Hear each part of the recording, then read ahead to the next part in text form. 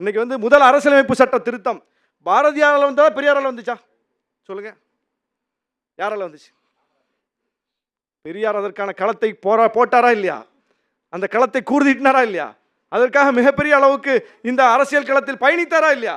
அப்போ ஒரு தலைவர் ஒரு சமூக இயக்கத்தில் பேர் காமராஜர் தானே முதலமைச்சராக இருக்காரு, பெரியார் முதலமைச்சராக இருக்காரு.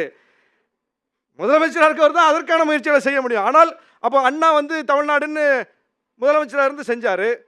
அப்போ சங்கரலிங்கனாருக்கு பங்கில்லைன்றீங்களா? சங்கரலிங்கனார் களத்தில் நின்று அதை செஞ்சாரு, அண்ணா ஆட்சியிலிருந்து செஞ்சாரு. அப்போ 2 பேர் பங்களிப்பை நம்ம எடுத்துக்கணும்ல.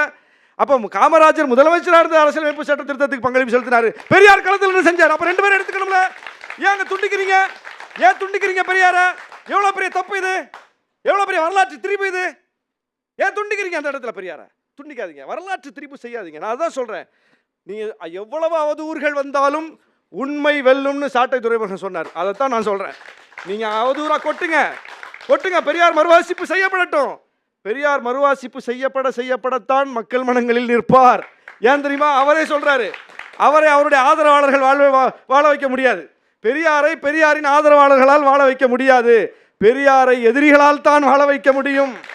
பெரியார் எதிர்ப்பு பேசக்கூடியவர்களால் தான் நிற்க முடியும். அந்த அடிப்படையில் தான் சொல்றேன், நாம் தமிழின் அரசியல் ஒரு செழுமை